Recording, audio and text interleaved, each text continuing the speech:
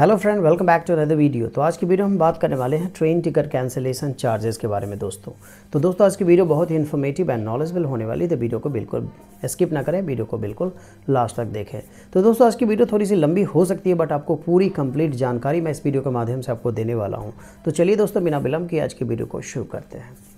दोस्तों सबसे पहली बात हम बात करने वाले हैं वेटिंग टिकट के बारे में। वेटिंग टिकट, अगर आपके पास अगर कोई भी वेटिंग टिकट है या फिर आरएसी टिकट है, ऑनलाइन एंड ऑफलाइन के केसेस में अगर उस टिकट को आप कैंसिल कराते हैं, ऑनलाइन की जो वेटिंग टिकट है वो ऑटोमेटिकली कैंसिल हो जाती है। जैसा कि आपको पता है, आरएसी और जो काउंटर की वेटिंग टिकट है उससे अगर आप आधे घंटे पहले, ट्रेन के निकलने के आधे घंटे पहले अगर आप उसे कैंसिल कराते हैं, तो नॉन एसी क्लास का अगर आपका टिकट है तो उसमें 60 रुपये पर पैसेंजर के हिसाब से डिडक्शन किया जाता है। और बाकी का अगर आपके पास जो टिकट है एसी क्लासेस का है, जैसे कि second AC, third AC economy या फिर चेयर कार वगैरह, ये सारी जो टिकटें अगर आपके पास इस क्लास की टिकट है तो उस पर जीएसटी भी ऐड होता है, यानी कि 60 रुपये प्लस जीएसटी पर पैसेंजर के हिसाब से आपका डिडक्शन होता है दोस्तों। ये सेम चीज़ वहाँ भी लागू होता है। जैसे आपके पास तत्काल की टिकट है, वो टिकट आपकी आरएसी में रह गई, या फिर आपकी टिकट है वेटिंग टिकट है, तो वेटिंग के हिसाब से अगर काउंटर की वेटिंग टिकट है तो आपको उसे मैनुअली कैंसिल कराना पड़ता है। तो उसे भी अगर आप आधे घंटे पहले अगर आप इसे कैंसिल कराते हैं, चाहे आपकी टिकट आरएसी की हो या फिर आपकी टिकट वेटिंग टिकट है, काउंटर की तत्काल की टिकट हो, तो उस केस में भी आपको 60 रुपये प्लस जीएसटी एसी क्लास के लिए और 60 रुपीज़ पर पैसेंजर नॉन एसी क्लास के लिए चार्जेस लगाए जाते हैं, और बाकी का रिफ़ंड आपको दे दिया जाता है दोस्तों। ऑनलाइन के केसेस में आपको पता ही है कि जो फर्स्ट चार्ट प्रिपरेशन के बाद में अगर आपकी टिकट कंफर्म नहीं होती है तो उसे ऑटोमेटिकली कैंसिल कर दिया जाता है, और उसका रिफ़ंड आपको 2 से 4 वर्किंग डेज़ में आपके अकाउंट में जो चार्जेस उसके काटने के बाद आपके अकाउंट में क्रेडिट कर दिए जाते हैं। तो ये मैंने आपको बता दिया दोस्तों वेटिंग टिकट एंड आरएसी के बारे में। अब हम बात करने वाले हैं यहाँ पे टाइम वाइज कि आप कितने देर पहले टिकट को कैंसिल करेंगे तो कितने डिडक्शन आपके टिकट से किया जाएगा। तो चलिए दोस्तों, सबसे पहली बात मैं आपसे बात करने वाला हूं सेकेंड सीटिंग के बारे में। अगर आप अपनी सेकेंड सीटिंग की जो टिकट है उसे आप 48 घंटे पहले अगर इसे आप कैंसिल करेंगे तो इस पर फ्लैट 60 रुपीज़ पर पैसेंजर के हिसाब से डिडक्शन होता है दोस्तों। ऐसे ही अगर आपके पास स्लीपर क्लास की टिकट है, अगर आप इसे कैंसिल कराते हैं 48 घंटे से पहले तो इसमें आपको 120 रुपये पर पैसेंजर के हिसाब से जो मिनिमम जो है आपके कैंसिलेशन चार्जेस मैं आपको बता रहा हूँ। 48 घंटे से पहले अगर आपके पास थर्ड एसी इकोनॉमी या एसी चेयर कार की अगर आपके पास टिकट है और इस टिकट को अगर आप कैंसिल कराते हैं 48 घंटे से पहले तो 180 रुपये प्लस जीएसटी के हिसाब से पर पैसेंजर के हिसाब से डिडक्शन होता है, बाकी का अमाउंट आपको दे दिया जाता है दोस्तों। अब बढ़ते हैं सेकेंड एसी की तरफ। आप सेकेंड एसी और फर्स्ट क्लास की बात करने वाला हूं मैं। अगर इस तरह की टिकट अगर आप कैंसिल कराते हैं और जो टिकट है आपकी कंफर्म है, तो इस केस में क्या होता है दोस्तों कि आपके टिकट से जो है 200 पर पैसेंजर प्लस जीएसटी पर पैसेंजर के हिसाब से डिडक्शन होता है, बाकी का अमाउंट आपको रिफ़ंड कर दिया जाता है दोस्तों। अब जो हम बढ़ने वाले हैं कि फर्स्ट एसी की तरफ, first AC and executive class की बात करने वाले हैं दोस्तों। अगर आपके पास first AC and executive class की टिकट है और इसे आप 48 घंटे से पहले अगर आप इसे कैंसिल कराना चाहते हैं तो इसके ऊपर 240 रुपये प्लस जीएसटी पर पैसेंजर के हिसाब से आपका डिडक्शन होगा, बाकी का अमाउंट आपको मिल जाएगा दोस्तों। तो यहाँ तक तो क्लियर था दोस्तों। अब हम बात करने वाले सेकेंड स्लॉट की टाइमिंग के हिसाब से दोस्तों। जैसे आपने 48 घंटे पहले कितने मिनिमम कैंसिलेशन चार्जेस है मैंने आपको क्लियरली बता दिया दोस्तों। ये जो चार्जेस आपको बिल्कुल ध्यान में रखना पड़ेगा, क्योंकि ये चार्जेस आगे भी अप्लाई होने वाला है। अब हम बात करने वाले हैं आपकी टिकट 48 घंटे और 12 घंटे के बीच में अगर कैंसिल होती है तो इसके ऊपर कैंसिलेशन चार्जेस कितने लगाए जाएंगे।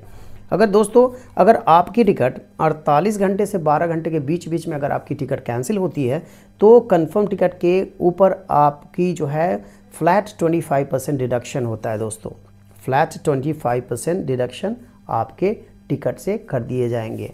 अब चलिए एक एग्जांपल से मैं आपको समझाता हूं दोस्तों कि अगर आपकी एक टिकट है स्लीपर क्लास की 400 रुपये की, अगर उसे हम 48 घंटे और 12 घंटे के बीच में अगर हम उसे कैंसिल करते हैं तो इस सिचुएशन में 400 रुपये का 25% यहाँ हो रहा है 100 रुपये, जबकि मैंने आपको स्लीपर क्लास की जो मिनिमम जो कैंसिलेशन चार्जेस मैंने बताया हुआ था वो 120 रुपये होता है दोस्तों। तो यहाँ पे जो ज़्यादा होगा, यानी कि कैंसिलेशन चार्जेस और मिनिमम कैंसिलेशन चार्जेस अगर 25% डिडक्शन से ज़्यादा होता है तो वहाँ पे वही डिडक्ट किया जाएगा, वही चार्जेस अप्लाई किए जाएंगे दोस्तों। इस तरह से जितने भी क्लास है हर क्लास में सारे जो रूल्स है अप्लाई होते हैं दोस्तों। अब हम बात करने वाले हैं तो तीसरे स्लॉट की, जो कि 12 घंटे और 4 घंटे के बीच की बात करने वाला हूं दोस्तों। कि अगर आपकी टिकट अपनी टिकट आप 12 घंटे और 4 घंटे के बीच बीच में अगर आप इसे कैंसिल कराना चाहते हैं, अपनी टिकट कंफर्म टिकट को 12 घंटे और 4 घंटे के बीच में अगर आप इसे कैंसिल कराएंगे तो इसके ऊपर फ्लैट आप 50% आपका डिडक्शन हो जाता है टिकट के ऊपर, और बाकी का जो अमाउंट है आपके अकाउंट में, अब अकाउंट में तो नहीं क्योंकि आपकी टिकट कंफर्म है, तो अगर ऑनलाइन के केसेस में है तो अकाउंट में आ जाएगा, और ऑफलाइन के केसेस में आपको काउंटर से कलेक्ट करना पड़ता है। लेकिन दोस्तों मैं आपको इस पर भी एक वही रूल्स अप्लाई करके दिखाता हूँ। अगर मान लीजिए कि आपकी जो टिकट है, जो आपकी टिकट है 400 रुपये की, 400 रुपये की टिकट है, मान लीजिए कि फ़र्स्ट एक एग्जांपल से बता रहा हूँ क्योंकि 400 रुपये की तो फर्स्ट एसी की टिकट आती नहीं है, बट एक एग्जांपल से समझाता हूँ कि अगर आपकी टिकट है कि 400 रुपये की फ़र्स्ट एसी की, और वो 400 रुपये का 50% जो डिडक्शन होता है सिर्फ 200 रुपये होता है। अगर डिडक्शन की बात की जाए तो 50% 4 घंटे और 12 घंटे के बीच बीच में अगर कैंसिल करते हैं तो इसका कैंसिलेशन चार्जेस 200, यहाँ पे 50% के हिसाब से 200 रुपये हो रहा है, बट मिनिमम जो कैंसिलेशन चार्जेस है 240 रुपये प्लस GST है दोस्तों। तो यहाँ पे जो हायर होगा वहाँ पे वही डिडक्शन होता है दोस्तों। इसके बाद अब आगे बढ़ते हैं और मैं आपको बताना चाहता हूँ कि अगर आप अपनी टिकट 4 घंटे के बाद, यानी कि 4 घंटे के बाद अगर आप अपनी टिकट को कैंसिल कराएंगे, कंफर्म टिकट को, इसके ऊपर कोई रिफ़ंड आपको देखने को नहीं मिलता है, आपको कोई रिफ़ंड नहीं मिलेगा। अगर आपको रिफ़ंड मिलता है तो ट्रेन के शेड्यूल डिपार्चर के आधे घंटे पहले अगर अपनी वेटिंग टिकट या RAC टिकट को कंफर्म कैंसिल कराते हैं तो वहाँ पे आपको उसके कैंसिलेशन चार्जेस को काट करके, जो कि मैंने पहले आपको इस वीडियो में बताया हुआ है, उसके ऊपर आपको मिलता है। अगर 4 घंटे के बाद अगर आप टिकट कैंसिल कराएंगे तो इस पर नो रिफ़ंड, यानी कि कोई आपको रिफ़ंड नहीं मिलता है, चाहे आपकी टिकट किसी भी क्लास की हो दोस्तों। अब चलिए दोस्तों हम बात करने वाले हैं कि अब एक स्पेशल रूल्स की बात करने वाले हैं कि कुछ ऐसे सिचुएशंस होते हैं रेलवे में जो कि होता क्या है दोस्तों कि आपको फुल रिफ़ंड मिल जाता है। फुल रिफ़ंड मिलता है, उसके लिए आपको क्या करना पड़ता है दोस्तों, TDR फाइल करनी पड़ती है। ठीक है, तो वो कैसे होता है मैं आपको बता देता हूँ। अगर मान लीजिए कि आपकी ट्रेन है नई दिल्ली से हावड़ा के लिए, और वहाँ पे आप रेलवे स्टेशन जाते हैं और आपकी टिकट ट्रेन जो है दोस्तों वहाँ 3 घंटे लेट हो जाती है। उसके बाद अगर आप चाहते हैं कि आपकी कंफर्म टिकट है चाहे RAC टिकट है, अगर आप चाहेंगे कि हमें ट्रैवल नहीं करनी है तो 1 घंटे के अंदर अंदर में आपको क्या करना है, TDR फाइल करना है। वहीं पे जा कर के नियरेस्ट रेलवे रिजर्वेशन काउंटर पे जाना है और वहाँ पे जा कर के आपको रेलवे स्टेशन पे जा कर के टिकट डिपॉजिट रिसिप्ट होता है जो कि TDR बोलते हैं, उसे फाइल करना पड़ता है कि हमारी ट्रेन जो है 3 घंटे लेट हो गई है, मैं अब इस ट्रेन से ट्रैवल नहीं कर रहा हूँ। TDR फाइल करने के बाद आपको 1 रुपये का डिडक्शन नहीं होता है और आपको पूरा का पूरा रिफ़ंड आपको मिल जाता है।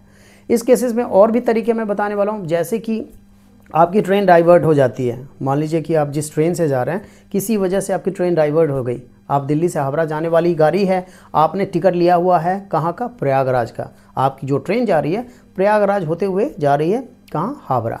आपने टिकट दिल्ली से प्रयागराज की आपने टिकट ली है, बट आपको उतरना है प्रयागराज, बट किसी कारणवश वो ट्रेन डाइवर्ट होकर के प्रयागराज ना होते हुए कहीं और से निकल रही है और हावड़ा जा रही है, बट आपको उतरना तो है प्रयागराज। फिर क्या करना है कि आपको वहाँ पे अगर आप वहाँ पे TDR फाइल करेंगे तो वहाँ पे भी आपको फुल रिफ़ंड मिल जाता है दोस्तों।